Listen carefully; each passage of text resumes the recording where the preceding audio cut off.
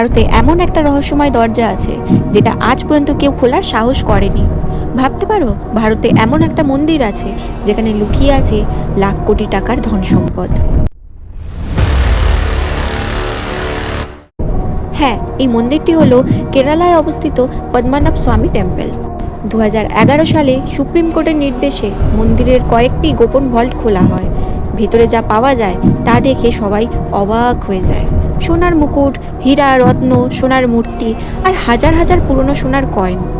অনেকের মতে এই ধন সম্পদের মূল্য লাখ কোটি টাকারও বেশি। কিন্তু আসল রহস্য এখনো লুকিয়ে আছে। মন্দিরে একটি ভল্ট আছে যার নাম ভল্ট বি। এই দরজা আজ পর্যন্ত কখনো খোলাই হয়নি। সবচেয়ে আশ্চর্যের বিষয় হলো এই দরজায় কোনো তালা নেই আর না রয়েছে কোনো চাবি।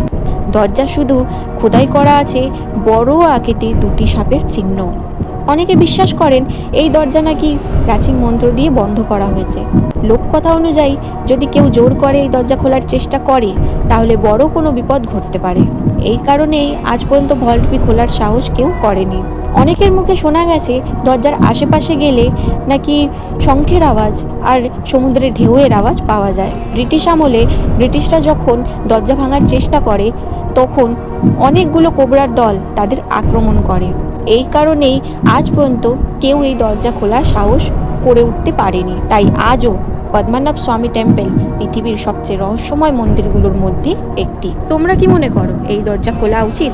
দরজা খোলা হলেও কি এমন পৃথিবীতে আশঙ্কা দেখা যাবে? কিছু কি ঘটতে পারে? তোমরা কমেন্টে জানাও তোমাদের মতামত। এরমই রহস্যময় ভিডিও পেতে আমার চ্যানেলটিকে সাবস্ক্রাইব আর যদি ফেসবুক থেকে দেখে থাকো তাহলে আমার পেজটাকে ফলো করে রাখো।